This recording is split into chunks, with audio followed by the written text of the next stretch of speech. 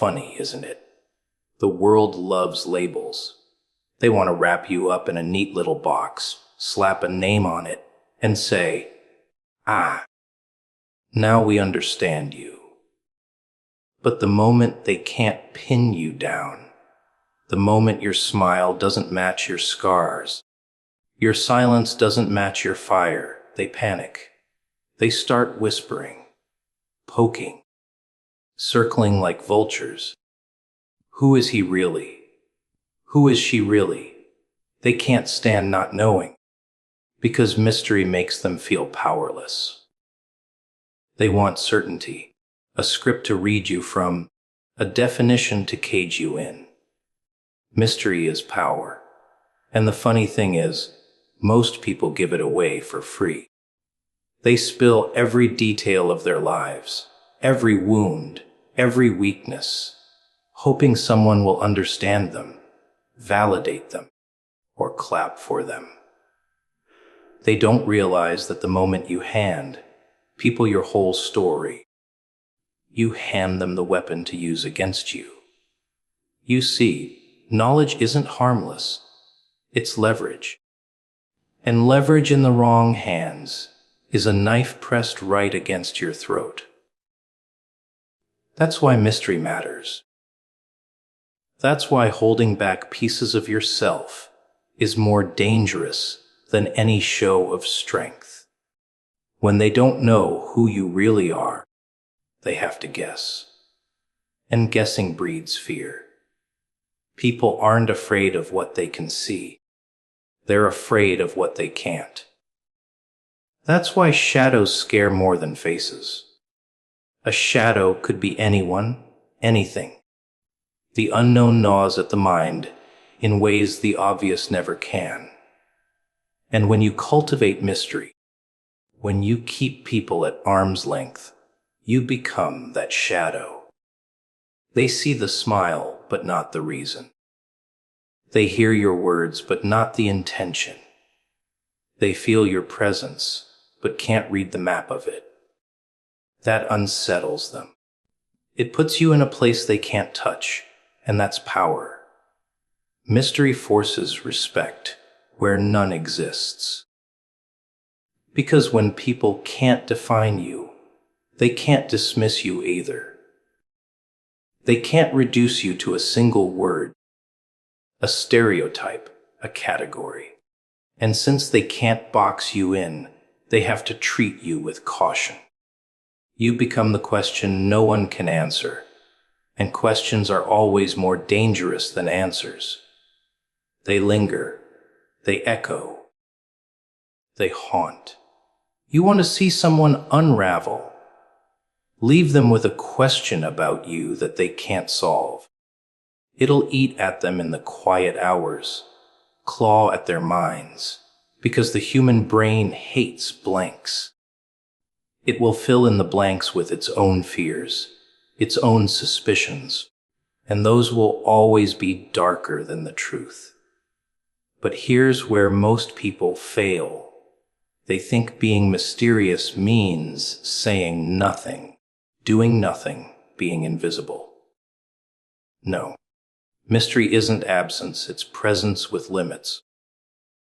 It's showing just enough to draw attention, but never enough to be predictable. It's letting them see one layer while hiding the others. It's the art of being seen, but never fully known. You let them think they're close, that they almost understand, but there's always a wall, always a door they can't open. That's what keeps the curiosity alive. That's what fuels the obsession. If you disappear completely, they forget you. But if you give them fragments, just enough to intrigue, they can't let go. Mystery also starves your enemies. Think about it. If they don't know what drives you, they don't know how to stop you. If they don't know where you've been broken, they don't know where to hit. If they don't know what you want, they can't manipulate you with it. The less you reveal, the less control anyone has. They'll try, of course. They'll poke, prod, test your reactions. But every time you stay unreadable, every time you smile instead of explain, you remind them that they're in the dark. And people fear the dark because it takes away their sense of control. Mystery isn't about arrogance. It's not about trying to be better than everyone else. It's about survival and dominance. It's about understanding that when you own your silence, when you own your secrets, you own yourself. No one else can use you like a puppet. No one else can drag you into their games. You set the terms. You set the rhythm. And in a world where everyone's addicted to oversharing, to proving themselves, to screaming for attention, the one who keeps quiet, the one who lets mystery breathe around them, becomes untouchable. And here's the delicious part. The more mysterious you are, the more they project. They'll build stories about you, entire versions of you that exist only in their heads.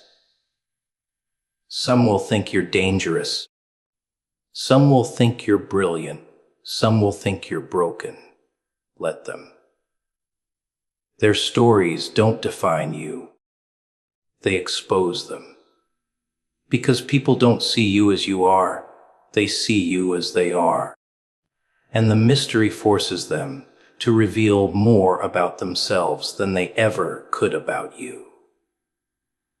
While they're busy guessing, they're actually confessing. That's how you win without lifting a finger. So mystery isn't just silence, it's strategy. It's not absence. It's presence carefully measured. It's the choice to let the world wonder instead of giving it certainty. Because certainty is comfort, and comfort is control. But mystery keeps you dangerous. And the dangerous one is always the one who can't be pinned down. Labels are cages, but the funny thing is, people beg for them. They beg to be defined, to be called something, anything, because it makes them feel safe. They think if the world can name them, then maybe the world can understand them. But a label isn't understanding. It's a prison. The moment they slap that word on you, the moment they call you weak or strong, hero or villain, success or failure, they've built the walls of your cage. And the cruel part. Most people walk right into it with a smile, shut the door behind themselves, and throw away the key. Because labels save the world from doing the hard work of actually seeing you. Once they have their little word, their tidy box, they don't need to look any deeper.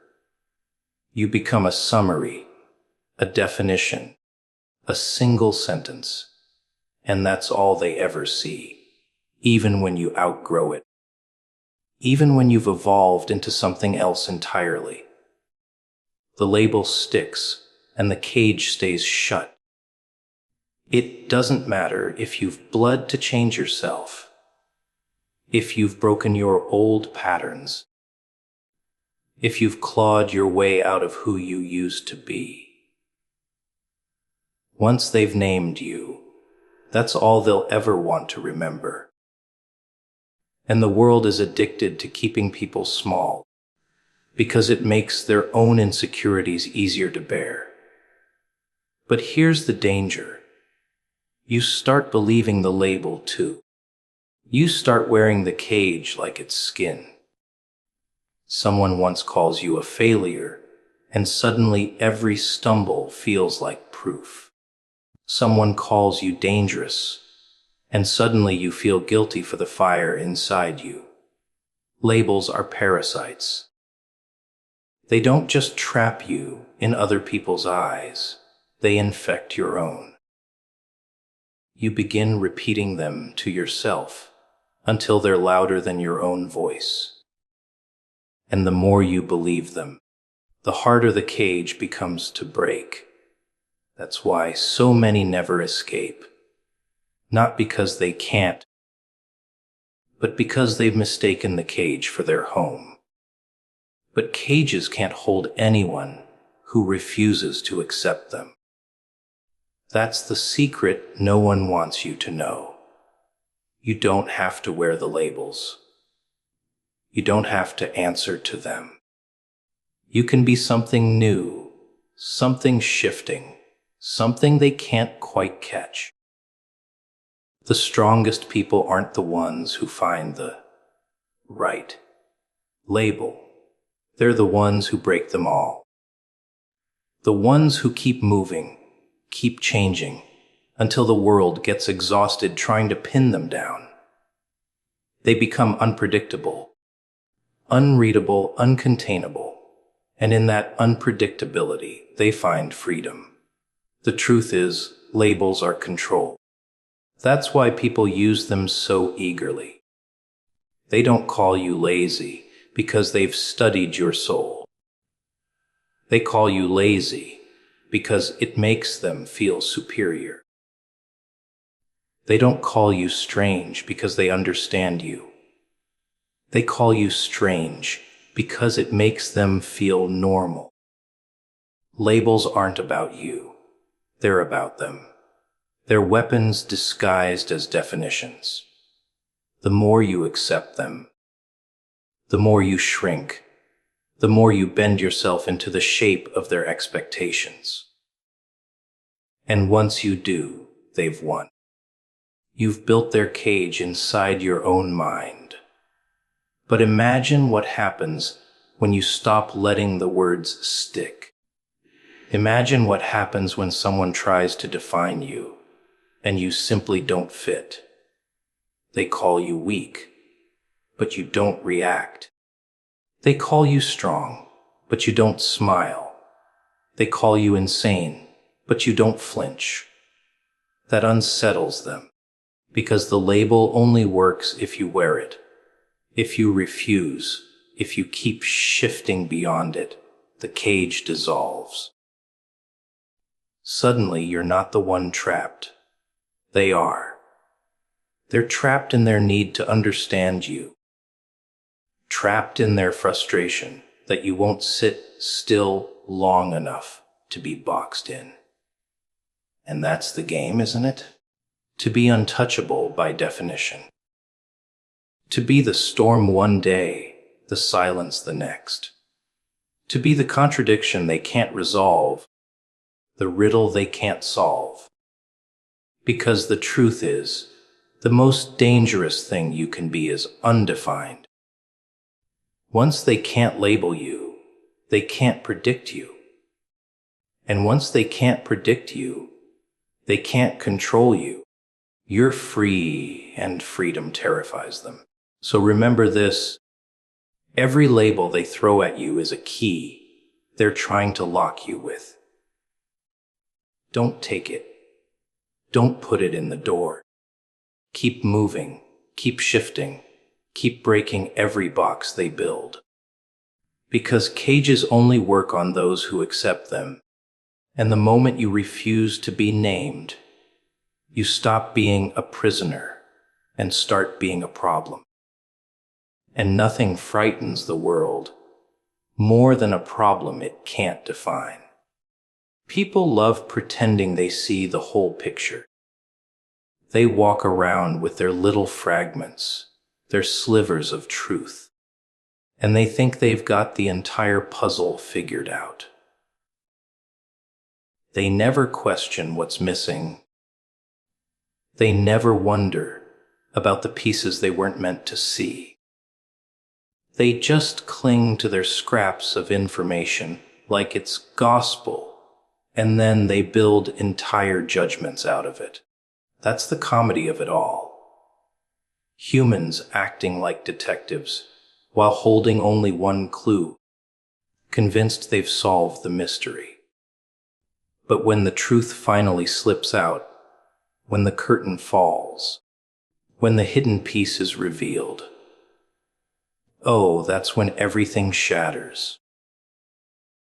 That's when the laughter turns into choking silence. Because people are terrified of what they don't know. And they're even more terrified when what they thought they knew turns out to be a lie. They pride themselves on reading faces, on sniffing out intentions, on knowing who someone really is. Yet behind every smile, behind every polite gesture, there's a sickness, a secret, something ugly they never wanted to see.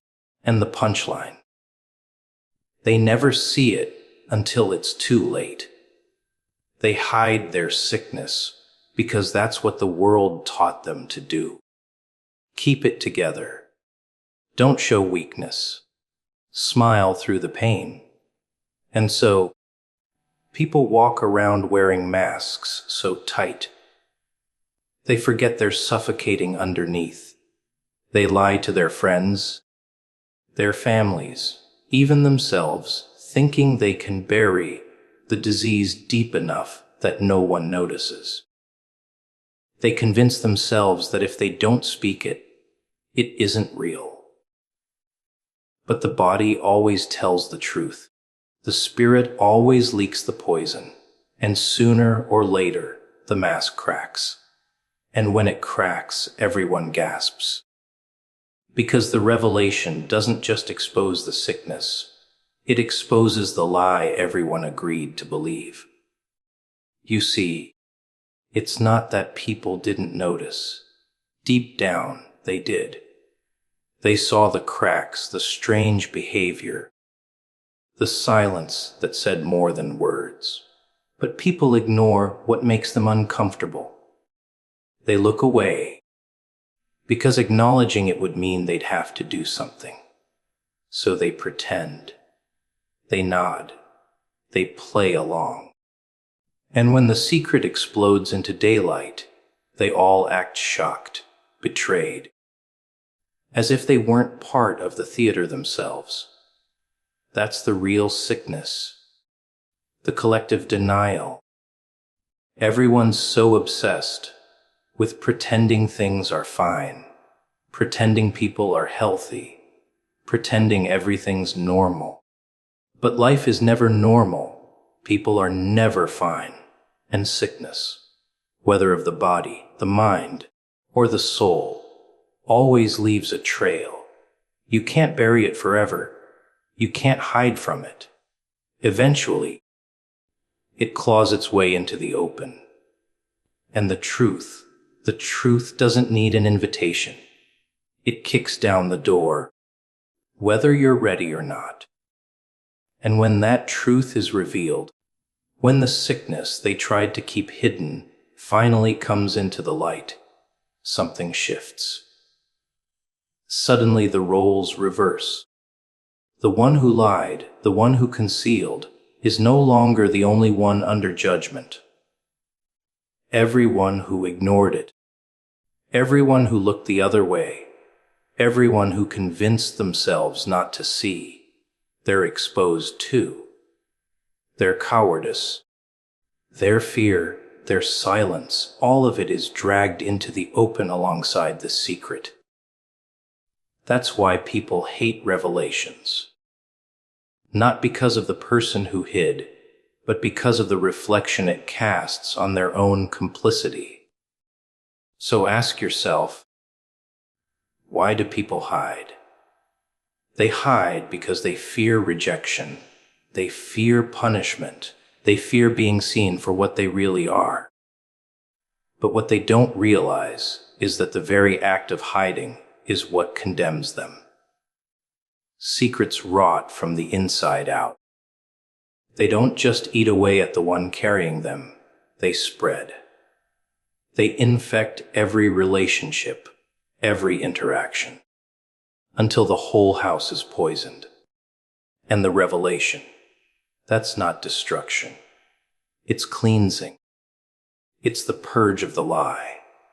It's the fire that burns away the mask and leaves only the raw, uncomfortable truth behind. You can laugh at the irony of it. People spending their lives hiding the very thing that will inevitably be revealed. Running from the shadow that's already stitched to their feet, pretending they can outsmart exposure when exposure is the only guarantee. And the cruel joke, once the truth is out, people rarely hate the sickness. They hate the deception. They hate that you fooled them, that you made them part of the performance. Because nothing enrages people more than realizing they weren't as perceptive as they thought. They hate being the fool in someone else's story. And maybe that's why revelations are so violent. Not because the sickness itself is unbearable, but because it destroys the illusion of control. It rips the blindfold off the crowd and forces them to see what they already suspected, but refused to admit. The real disease isn't the secret that was hidden. It's the fear of truth that keeps everyone playing along. And when that fear finally collapses, when the curtain falls and the sickness stands naked in the spotlight, everyone learns the same lesson. No matter how tight you hold the mask, no matter how well you fake the smile, the truth always has a way of showing its face. People spend their whole lives trying to keep control, holding the wheel with white knuckles, thinking they can steer their way through every storm. They've convinced themselves that discipline, routine, and order will protect them from the chaos. They polish their days until they shine, stacking their hours like neat little bricks, believing the wall will keep out the flood. But the truth is, the flood doesn't knock. It doesn't ask permission. It just comes crashing in, tearing down everything you built in a single violent wave. And when it does, you realize how fragile your grip on control really was. That's the trick of life. It lets you pretend you're the master, the planner, the architect. But underneath it all, you're just a guest in a house that doesn't belong to you. You can plan every step, map every turn, but all it takes is one unexpected interruption, and suddenly the script is torn to pieces. It doesn't matter how carefully you rehearsed your lines. Someone will always storm onto the stage, uninvited, rewrite the scene, and drag you into a direction you never planned to go. And here's the thing. Those interruptions aren't accidents. They're the real story. Everything else was just rehearsal. Most people hate it when their life gets interrupted. They rage, they cry, they panic, because the interruption exposes how little power they actually have. It shows them the cracks in their illusion. They thought they were in control of time, of people, of destiny itself. And then, without warning, a phone call, a closed door, a single word changes everything. One interruption. And suddenly they're standing in the ruins of the life they thought they were building. But maybe that's not destruction. Maybe that's direction. Maybe the interruption wasn't designed to ruin you, but to reroute you. The violent part of it, the part that feels unbearable, is the breaking. The shattering of your little kingdom of certainty. But have you noticed that nothing new ever begins until something old gets torn apart? You can't step into another season while you're still clutching the pieces of the last one. People want blessings neatly delivered, opportunities wrapped in ribbons. But that's not how it works. Life doesn't knock politely with a gift. It kicks down the door with a storm, flips over your table, scatters your plans, and dares you to adapt. That's violent favor. It doesn't whisper. It doesn't negotiate. It takes over and leaves no room for the old version of you. And it's funny, isn't it, how people pray for change. Cry out for transformation, beg for something bigger, but the moment it arrives violently, when it interrupts, disrupts, and dismantles, they panic. They call it unfair, they call it punishment, when in reality, it's the very answer they were asking for. They wanted growth, but they didn't realize growth feels like breaking. They wanted favor, but they didn't realize favor feels like losing before it feels like winning. They wanted destiny, but they didn't realize destiny doesn't knock. It crashes. The ones who understand this don't resist the interruption. They laugh at it. They see the storm come tearing through their carefully arranged life, and instead of crowing about the mess, they recognize the opportunity hidden inside the chaos. Because the interruption always carries something.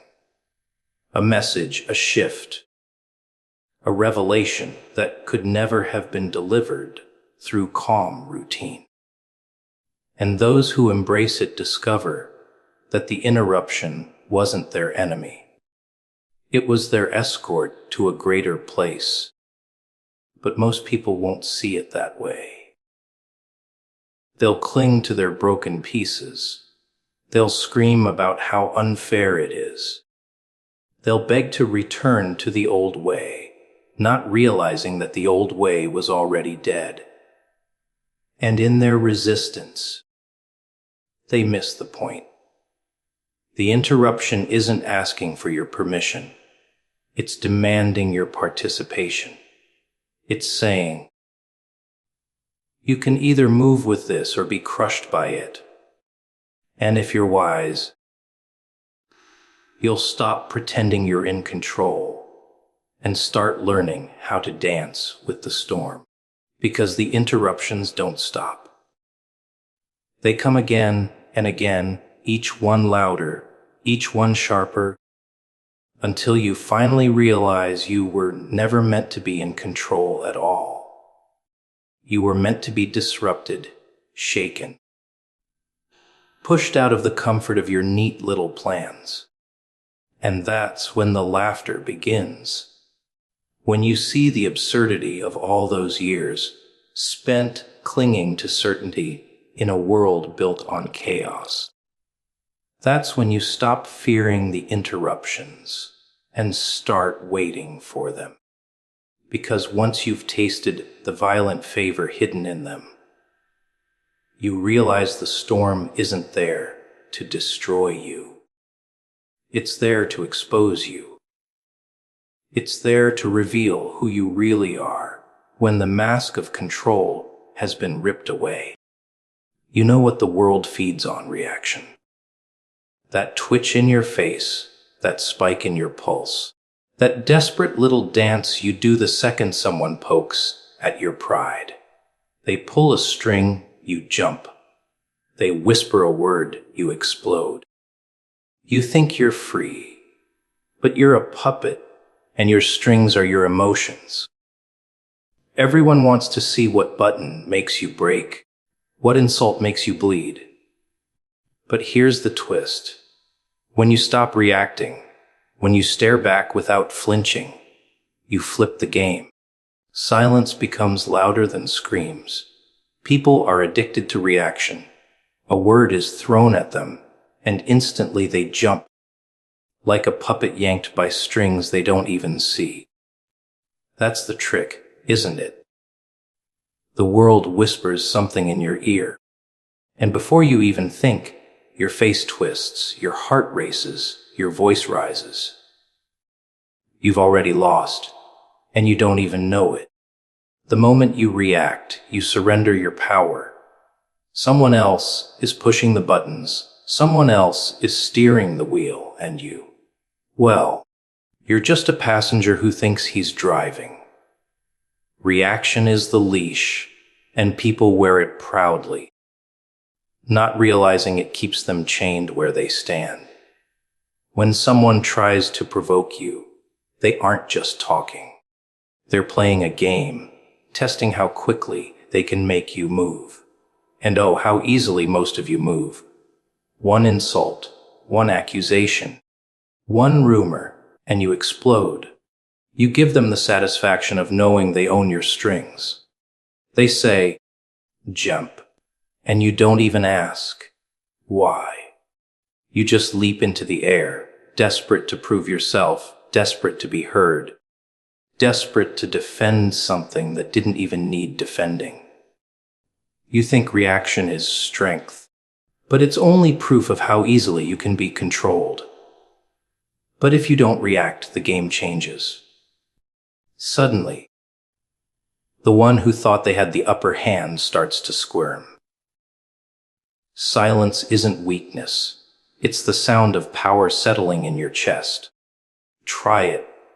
When someone expects your outrage, and you give them nothing, just a smile, just calmness, watch how it tears at them. They wonder if their words missed the target, if their plan failed. If you know something they don't, that's the fun part. Without reaction, you become the mystery, and mysteries are dangerous. People fear what they can't read, what they can't predict, what they can't provoke. But you can't resist, can you? You want to fight back, to answer, to prove them wrong. That's the trap. The moment you take the bait, you're stuck in their narrative, dancing to their tune. Why defend yourself against lies when silence proves louder? Why answer a fool when ignoring him makes him look foolish alone? The truth is, reaction is a kind of begging. It begs the other person to validate you, to see you, to stop attacking. But real strength is when you don't need to beg. Real strength is when their words echo in the air, unanswered, and you keep walking as if nothing happened. That's when you become untouchable. People confuse control with aggression. They think raising their voice makes them powerful, that smashing the table proves dominance. No, that's desperation dressed up as strength. True power is restraint. True power is knowing you could crush them, but choosing not to. True power is watching their chaos bounce off you like it never existed. They want you to shout. They want you to rage, because then they can point and say, look, see, I got to him. But if you don't react, they're left holding their weapon with no target, swinging at shadows, exhausting themselves while you stay whole. And isn't that beautiful? Watching the ones who wanted control realize they never had it. Watching their frustration grow because you didn't feed it. That's when the tables turn. Suddenly, you're the one in their head. You become the thought they can't escape, the unanswered question that keeps them awake. Why didn't he respond? Why didn't he fight back? What is he thinking? That's the real victory. Not proving yourself, not defending, but becoming the storm in their mind simply by doing nothing at all. So remember, reaction is control handed away. Every time you flinch, every time you lash out, every time you let them dictate your emotions, you're handing them the keys. But if you can master the silence, if you can hold your calm when they want your fire, then you're no longer a puppet. You're the puppeteer. pulling invisible strings without lifting a finger. People think they're strong because they can shout louder, punch harder, slam doors, and let everyone know how angry they are. But real strength doesn't look like that. Real strength is quieter, sharper, scarier. It's not in the explosion, it's in the restraint. You see, when you learn how to hold yourself back, when you learn how to stay calm, when everything inside you is begging to break loose, that's when you've actually won. Anyone can throw a fit. Anyone can scream. That's easy. That's childish. But to stay still, to smile when they expect you to burn, to keep your voice steady while they spit fire in your face, that's a skill most people will never master.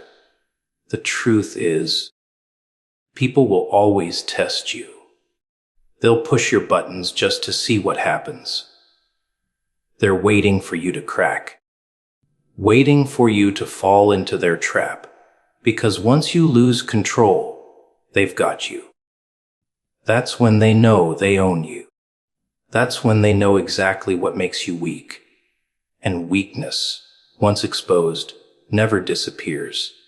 It becomes a weapon in their hands. But if you don't give them a reaction, if you hold your ground, if you stay calm while they unravel, suddenly the power flips. Suddenly you're not the one being tested.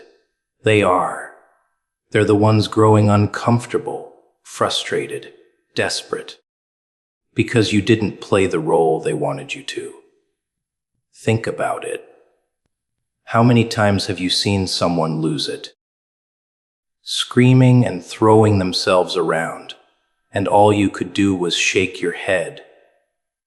It doesn't matter if they were right or wrong. The moment they lost their cool, they lost respect. People don't admire explosions.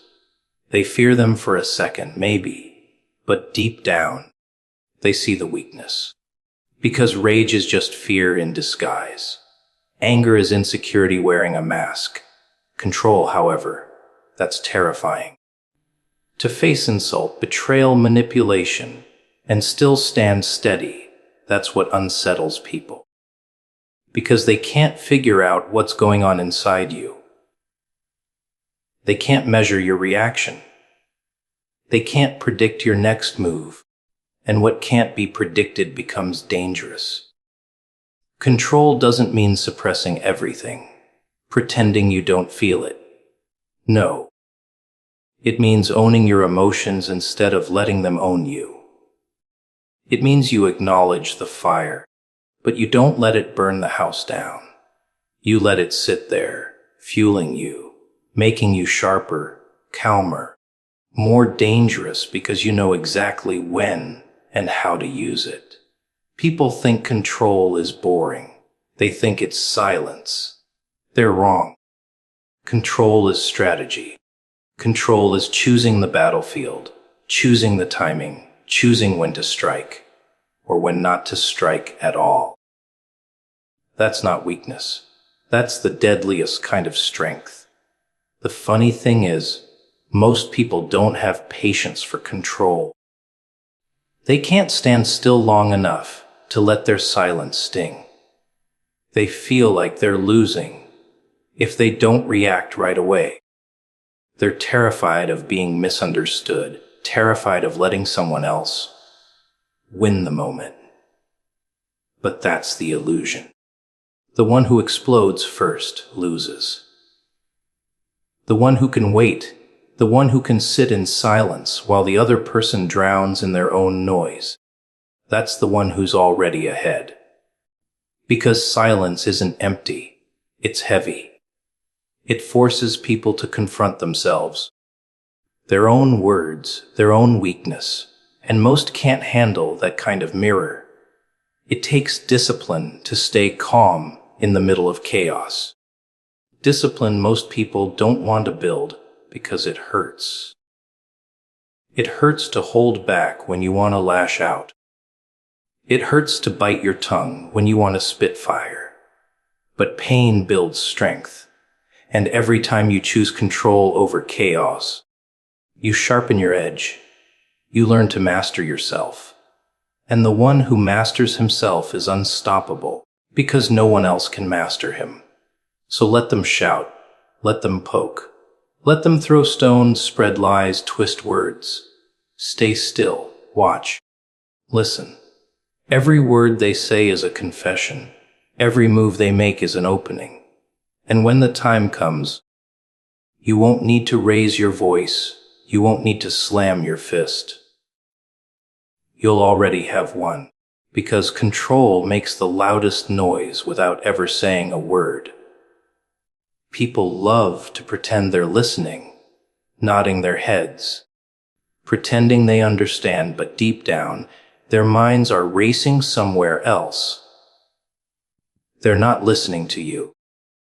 They're waiting for their turn to speak, waiting to defend themselves, waiting to twist the meaning of your words. And that's why most people miss the point. They react before they ever hear what's really being said. They don't want the truth. They want the comfort of their own noise. That's the disease of this world. Everyone wants to talk, but no one wants to actually listen. And the danger of not listening is this: you walk into traps blind. You sign agreements you don't understand. You trust people who told you everything you needed to know about their betrayal, but you were too busy waiting to respond to hear it. Listening isn't passive, it's a weapon. Because when you really listen, when you strip away the ego and the noise, you start catching the details others miss, the slight hesitation in their voice, the flicker in their eye, the little contradiction between their words and their actions. Most people are open books, but the world is full of readers who don't bother to read. Listening makes people uncomfortable because silence forces truth out of them. When you don't react, when you don't rush to fill the space, they start talking more.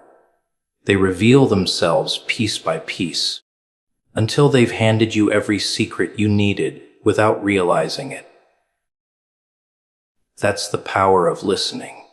It's not about hearing words. It's about collecting ammunition. Every sigh, every stumble, every choice of word, it's all data. And data in the right hands is control. People who don't listen always fall. They jump into fights too quickly, misinterpret warnings, react to shadows instead of reality.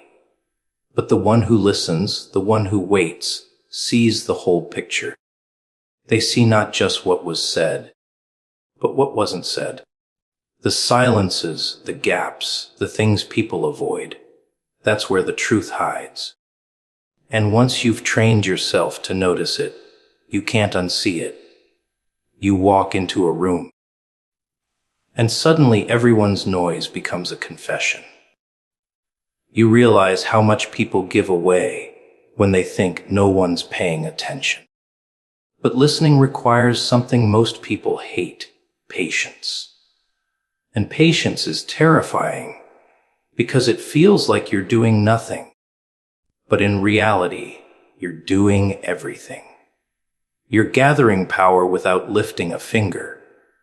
You're letting people underestimate you. They think you're passive, quiet, weak. They don't realize you're dissecting them in real time, collecting every weakness, every inconsistency, every flaw. Then, when you move, it's precise, it's sharp, it's final.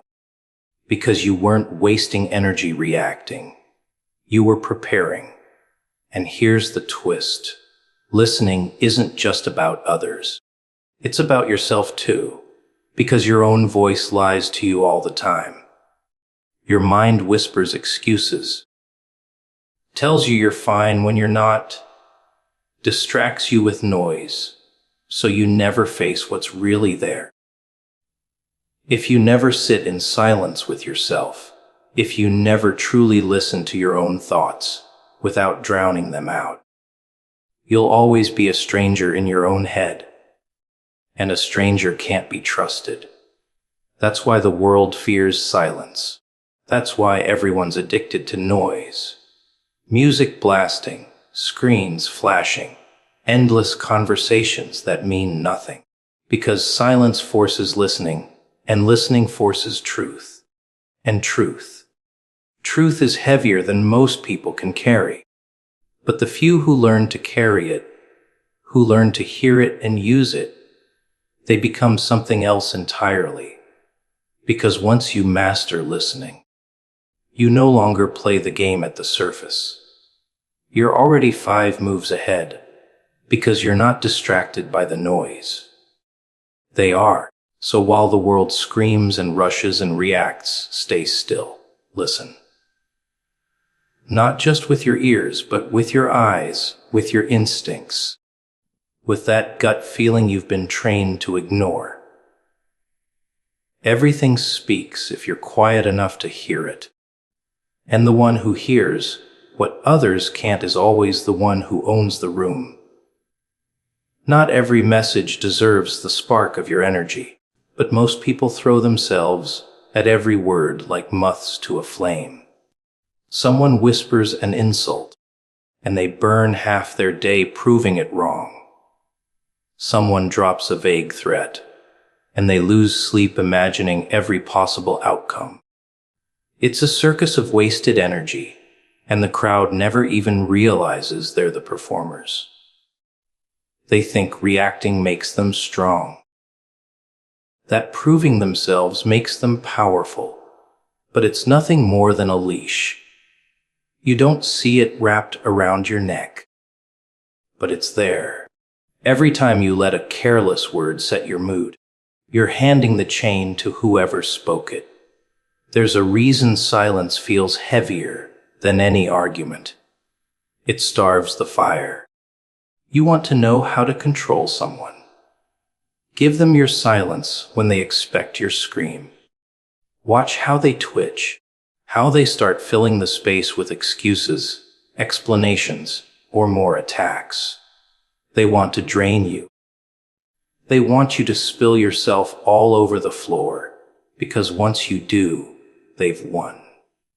They've pulled you down to their level, and now you're no different from them. But if you don't play, if you refuse to feed it, they're stuck choking on their own poison. People don't realize that not everything deserves a stage. Not every message deserves to be dignified with a reply. Some things are meant to be absorbed, filtered, and discarded. Not because you're weak, but because you know your strength is finite, and wasting it on noise is suicide. Think about it.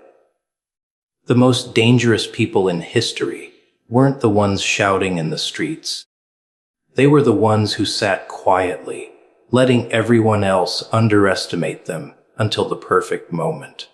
And when they spoke, when they acted, every word and every move carried weight because they didn't waste themselves on the trivial. The truth is, most of what comes your way isn't worth carrying.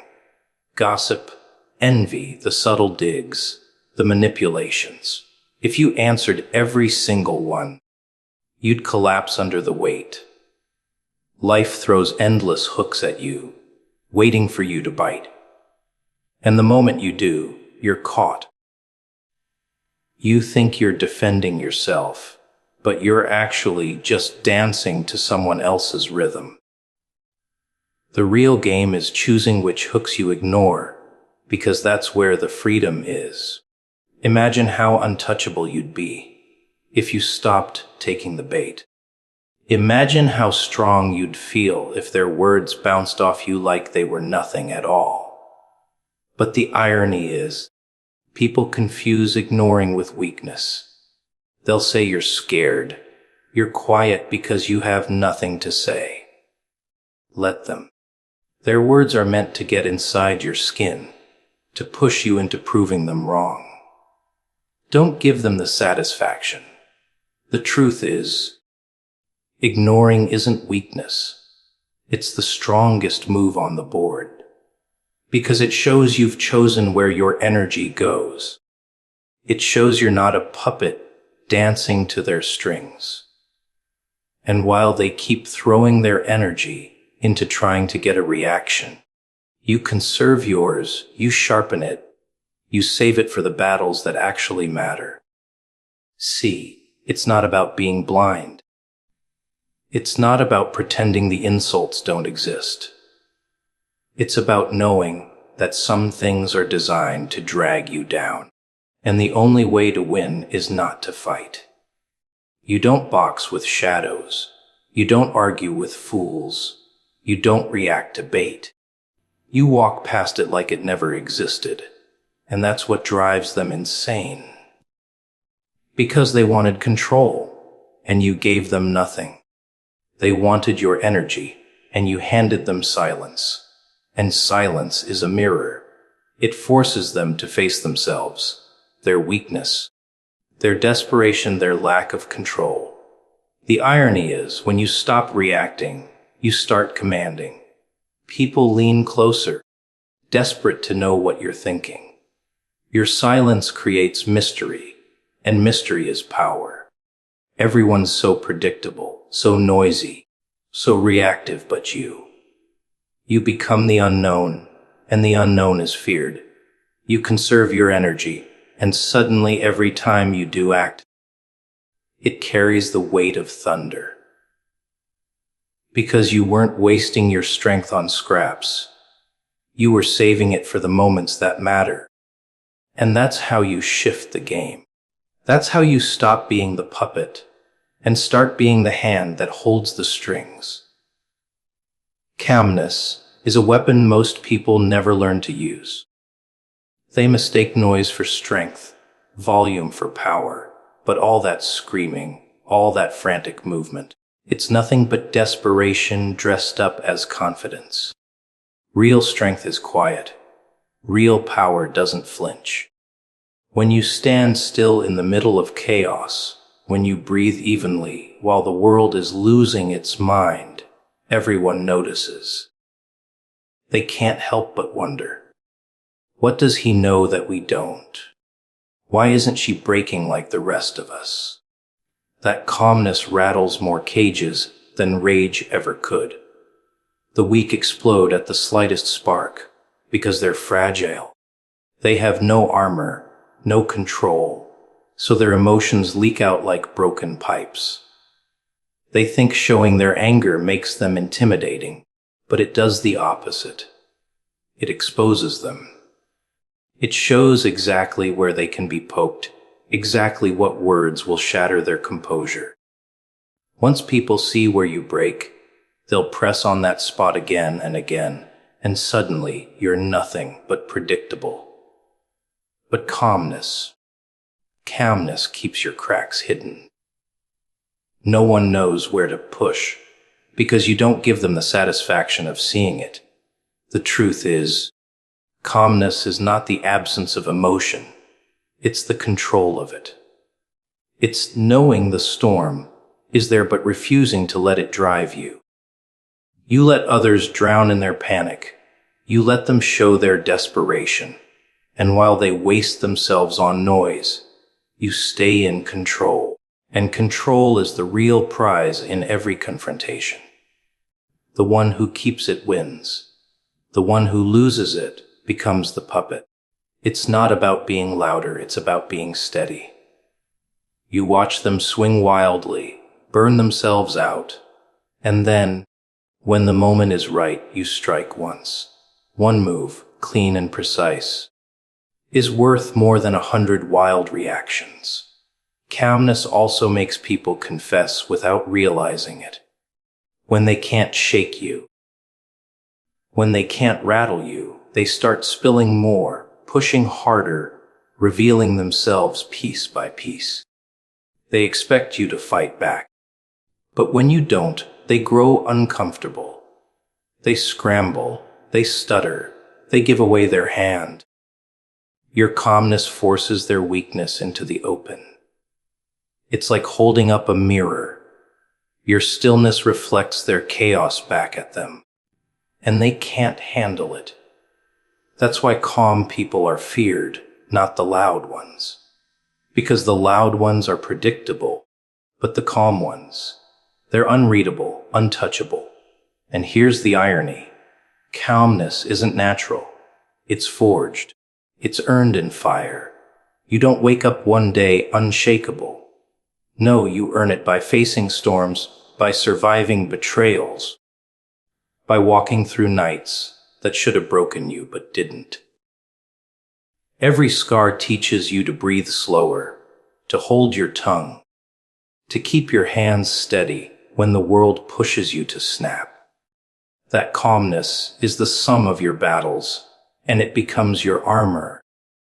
People think they can crack it with noise, but they don't realize you've already heard worse. You've already lived through worse. Their chaos is nothing compared to the wars you've fought in silence. Most people are addicted to reaction. They can't stand silence. They can't stand stillness. They rush to prove themselves, to defend themselves, to scream their truth into every corner. But you, when you stay calm, you reject that addiction. You don't need to prove yourself, because you already know who you are. You don't need to fight every battle, because you know which ones are worth it. That's the secret of calmness. It's not just power over the moment. It's power over yourself. And when you own yourself, nobody else can own you. So when they insult you, stay calm. When they doubt you, stay calm.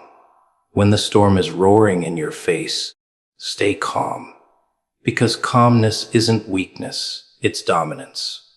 It tells the world you cannot be shaken, you cannot be baited, you cannot be controlled. And that unsettles people more than rage ever could. They don't know what to do with someone they can't provoke. They don't know how to handle a presence that doesn't crack under pressure. And that's when you realize calmness isn't just a shield. It's a blade, sharper than any scream, cutting deeper than any outburst, leaving them exposed while you remain untouchable.